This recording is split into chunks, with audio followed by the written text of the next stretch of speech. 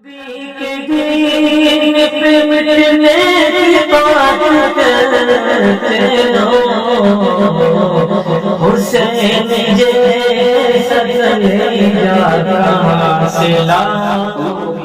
کا ہم لوگ جتنا بھی شکر ادا کرے کم ہے۔ میں مصر جا کر آیا، اس مصر کے سفر کے بعد میرا جو تاثر ہے وہ یہ ہے کہ ہندوستان کے مسلمانوں کو اللہ کا بے پناہ شکر ادا کرنا چاہیے۔ آپ کہیں بھئی آپ کے مصر کو اور ہندوستان کے مسلمانوں کے بے پناہ شکر میں کیا جوڑ ہے؟ تو فقہ البخاری فی تراجم میں یہ والا ہے۔ اس میں جوڑ یہ ہے کہ مصر جانا ہوا، تو مصر جانے کے بعد ایک نصاب مکمل ہوا۔ وہ کیا نصاب مکمل ہوا کہ آج سے تقریباً 400 سال پہلے اقوام مغرب نے جب وہاں پر مشینی انقلاب آیا، جس کو صنعتی انقلاب کا نام دیتے ہیں، اس صنعتی انقلاب کے بعد انہوں نے دنیا میں اپنے تہذیب کو عام کرنے کا پروگرام بنایا۔ ان کے سامنے سب سے بڑی رکاوٹ اسلام تھا، جبکہ سیکھا تھا سب مسلمانوں سے، مگر وہ کہتے ہیں نا میری بلی مجھی کو میاؤں۔ تو مسلمانوں سے سیکھنے کے بعد انہوں نے مسلمانوں ہی کو کمزور کرنے کی کوشش کی۔ اگر مسلمان ان کو اندلس میں کچھ نہ سکھاتا اور ان کو ایسے ہی بھگا دیتا کہ چل پھٹ یہاں سے، کچھ تجھے پڑھایا لکھایا سکھایا جائے گا نہیں، تو آج تک بھی مغرب ترقی کر سکتا تھا نہیں۔ اتنی عقل بند قوم تھی، عقل بند، کیا بول رہا ہوں، عقل بند، کہ المجتمع کے اندر میں شذرات آتے تھے، اس میں جگہ پر لکھا ہوا تھا کہ یورپ کے لوگ آج سے 500 سال پہلے جب سوتے تھے تو پاؤں کے نیچے تکیہ رکھتے تھے۔ کہاں تکیہ رکھتے تھے؟ تو کسی نے بولا وہ تو کہ بھئی یہ پاؤں کے نیچے تکیہ کیوں رکھتے ہو؟ تو انہوں نے کہا کہ پورا دن محنت تو پاؤں کرتا ہے، آرام اس کو کیوں دینے کا؟ پورا دن محنت کون کرتا ہے؟ پاؤں کرتا ہے، تو آرام کس کو دینا چاہیے؟ پاؤں کو دینا چاہیے۔ اس نے کیا کیا؟ اس بیوقوف حبنک کو یہ نہیں سمجھتا کہ اس نے کام کیا تو اس نے حرکت کیا، یہ کام ہی نہیں کرتا تو حرکت کر ہی نہیں سکتا تھا وہ۔ اسی کے اوپر پورا کیا ہے؟ مدار ہے۔ بہرحال تو ایسی جاہل قوم تھی، مسلمانوں سے سیکھا اور اس کے بعد ان کو دنیا پر حکمرانی کا بھوت سوار ہوا، جس کے لیے اسلام سب سے بڑی رکاوٹ تھی۔ اور اسلام کے 4 بڑے بڑے مراکز تھے، ترکی، حجاز، مصر اور ہندوستان۔ تو ان چاروں خطوں میں انہوں نے مسلمانوں کو کمزور، اسلام کو تو کوئی کمزور کر نہیں سکتا ہے، مسلمانوں کو کمزور کرنے کا منصوبہ بنایا، جس کا آغاز مصر سے ہوا۔ سب سے پہلے 1815 کے بعد خلافت عثمانیہ کے خلاف بغاوت کرنے والا یہ محمد علی پاشا تھا، جو مصر کا حکمران تھا اور والی تھا، جس کو آج بھی مصری لوگ اپنا ہیرو مانتے ہیں۔ لیکن بیوقوف اتنے ہیں کہ وہ محمد علی پاشا مصر کا نہیں تھا، وہ بلغاریہ کا رہنے والا۔ کہاں کرنے والا تھا؟ وہ اس کو والی بنایا تھا عثمانیوں نے، مگر اس نے بغاوت کی اور مصریوں کو کہا، اس لیے کہ یہ سب استعمال کیے جا رہے تھے تو کہ بھئی ترکی ہے وہ اور ہم عرب ہیں، ہمارا ان کا کیا لینا دینا، تو اسلامی رشتے کو کاٹا۔ گویا کہ وہاں پر تقریباً 200 سال مکمل ہو گئے۔ کس چیز کو؟ اسلام اور مغربیت کی کشمکش، اسلامیت اور مغربیت کی کشمکش کو پورے 200 سال ہو چکے ہیں۔ کہاں پر؟ مصر میں۔ اب جہاں پر بھی انہوں نے یہ تحریک شروع کی تو وہاں کے علاقے کے مسلمانوں نے بھی دفاع کے لیے کھڑے ہوئے ہو اور کھڑے ہو کر کوشش کی کہ کس طریقے سے مغربیت کے اس طوفان کا مقابلہ کیا جائے۔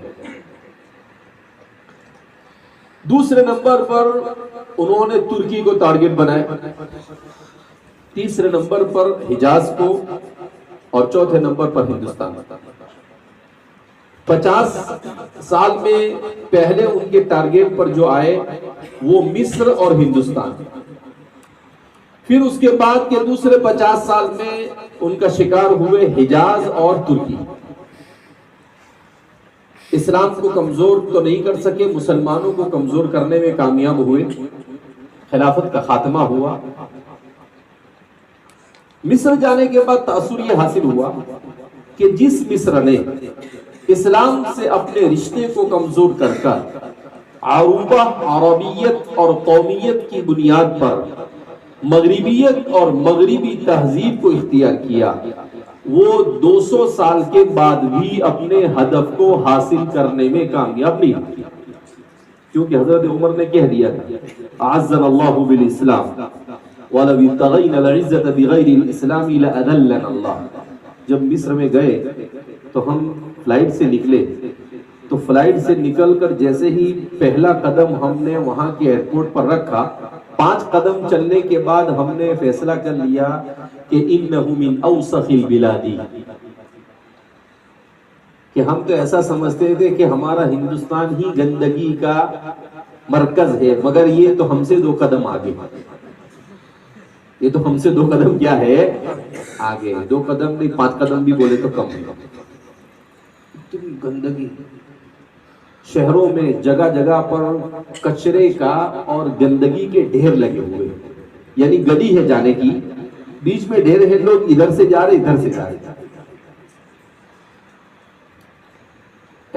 ایسا لگتا ہے کہ انسان نہیں۔ چلو ٹھیک ہے، پھر اس کے بعد جمعہ کا دن تھا اتفاق سے، تو جا کر ہم نے ناشتہ واشتہ کیا، تو بڑی مشکل سے ناشتہ اترا گلے سے، لقیمات تقمن صلبک پر عمل کرتے ہوئے نہ چائے اتری، حتیٰ کہ پانی بھی بڑی مشکل سے اترا، کھانا تو بہت دور کی بات۔ پھر اس کے بعد کہا کہ جمعہ کے لیے جائیں گے، کہا کسی بڑی مسجد میں مسابقے کا آغاز ہو رہا ہے، وہاں پر وزیر الاوقاف اور فلاں وزیر اور فلاں قاری اور سب آ رہے ہیں، تو اپنے کو وہاں چلنا ہے۔ تو ہمارا ایک دوست ہے شیخ صادق کا یمنی، کہا کہ چلو میرے ساتھ چلیے، تو ہم ان کے ساتھ چلے، مسجد میں بیٹھے 2 رکعت سنت پڑھ کر، تو وہاں قرات چل رہی، قاری صاحب قرات پڑھ رہے تھے، اور قاری صاحب کی نہ داڑھی نہ مچھ، ایک دم صاف، ایسا لگتا تھا جیسے حضرت اب بیچ میں کب کر کے آئے۔ آدھے گھنٹے تک قرات کرتے رہے، لوگ آتے رہے جاتے رہے، اتنی گندی قوم کہ بارش ہوئی تھی، چپل ایسے ہاتھ میں لے کر آتے تھے، لوگ بیٹھے ہوئے ہیں وہاں سے ایسے ہاتھ میں چپل لے کے ایسے گزرتے تھے، وہ بارش کا گندا چپل کا پانی لوگوں کے اوپر یا چٹائی کے اوپر ٹپکتا تھا، مگر نہ بیٹھنے والے کو کراہیت ہوتی تھی اور نہ گزرنے والے کو کراہیت ہوتی تھی۔ میں پریشان ہو گیا، میں نے کہا کہ یہاں سے اٹھ کے کہیں اور چلے جانا چاہیے، یہ اپنے بھی کپڑے خراب کرے گا۔ عجیب کیسا، یعنی حد ہوتی ہے کسی چیز کی، وہی پوری گندگی کے ساتھ پوری مسجد میں اپنے چپل لے کر، جو احرام کے کیا بولتے ہیں محرم کے پاس جاتا ہے وہ بھی وہاں پر چپل لے کے جاتا ہے۔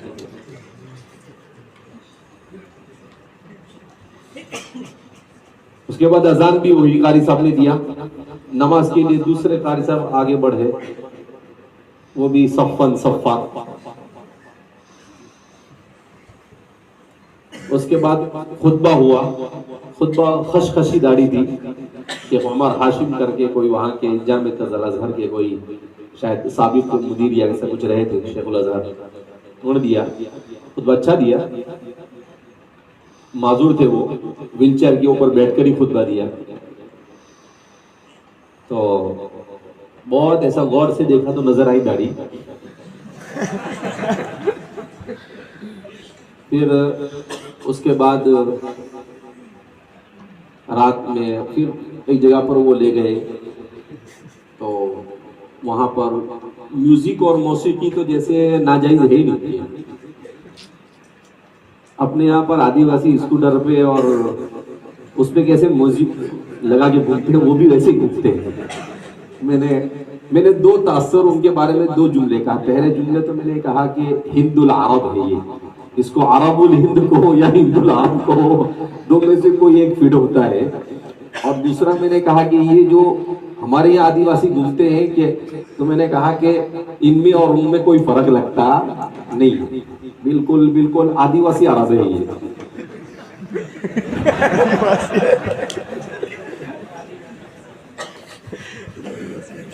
اس کے بعد قرآن کی یعنی 50 ملکوں سے قرآنی مسابقے میں شرکت کے لیے بچے آئے ہیں. ان کو جہاں لے جا رہے ہیں ہر جگہ پر میوزک اور موسیقی چل رہی ہے.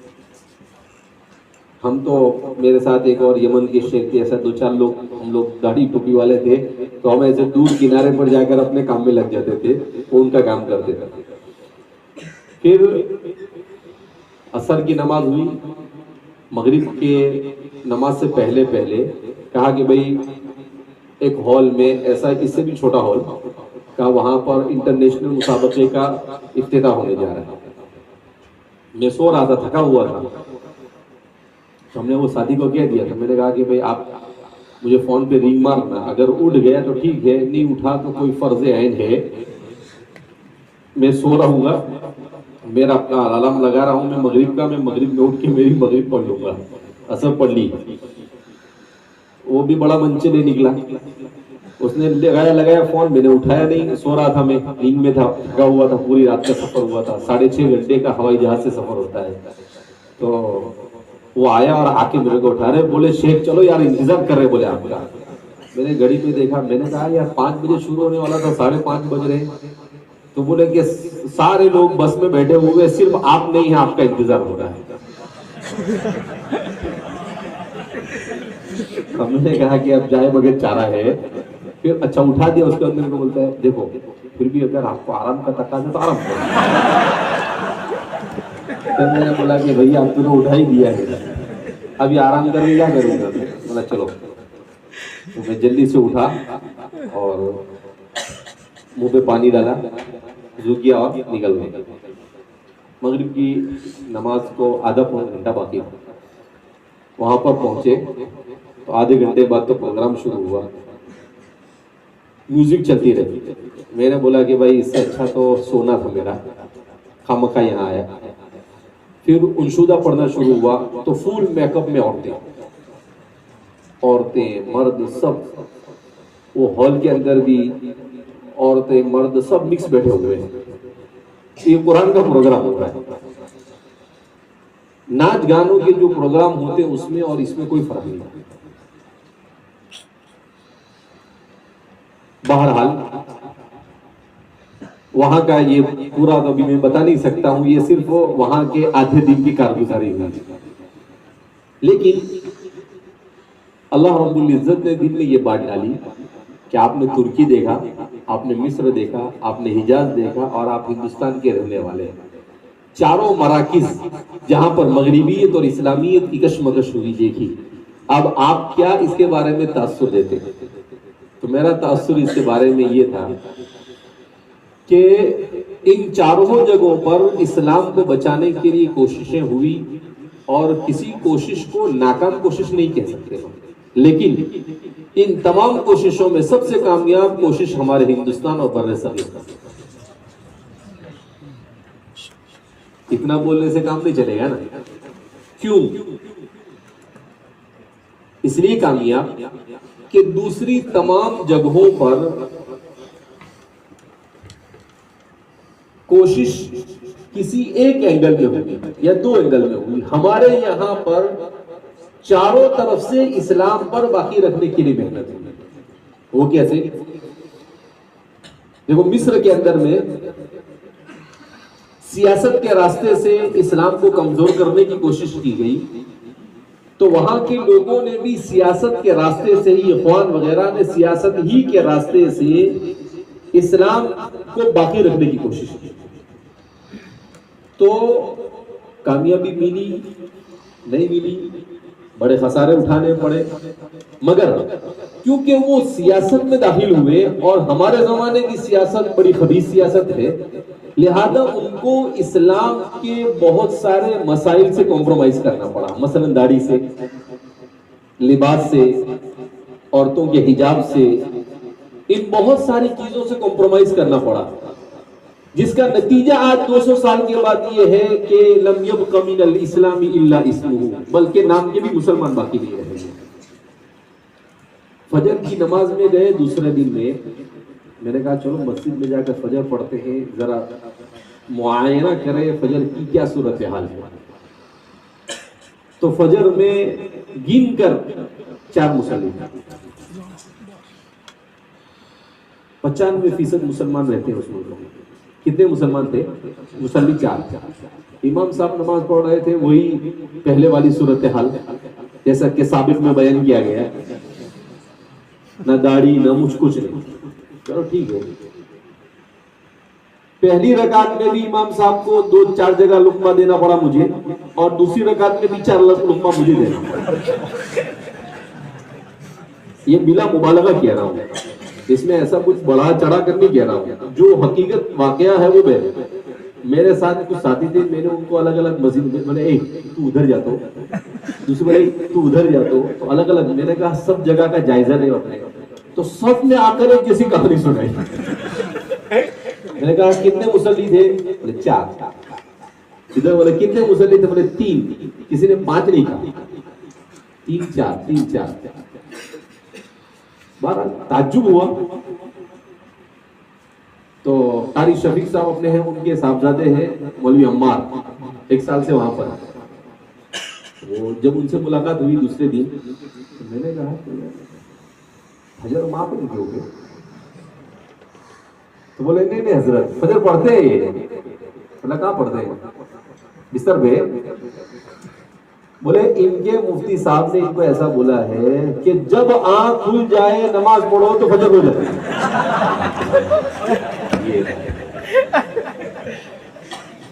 تو بولے یہ صبح 9 بجے اٹھ کے نماز پڑھتے ہیں، بولتے فجر کیا ہو گئی؟ صبح 10 بجے اٹھ کے نماز پڑھتے ہیں، بولے فجر آ جا۔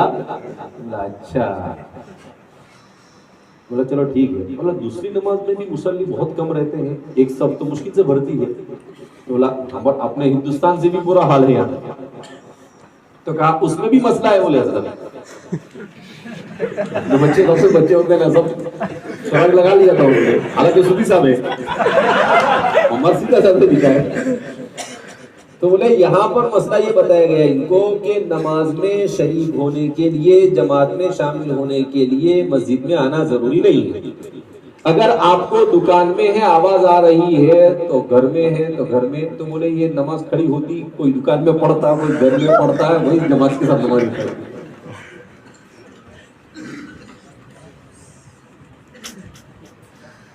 ارے سمجھ میں آئی بات؟ نہ سنبھلو گے تو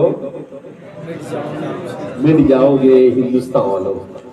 اگر ہم نے بھی اپنے اسلاف کی طرح محنت نہیں کی تو ایسا نہ ہو کہ 50-60 سال کے بعد ہمارے لوگوں کا بھی یہی حال ہو۔ یہ الارم ہے اللہ کی طرف سے کہ سمجھ جاؤ، ابھی بھی سوچ سمجھ کے کام کرو۔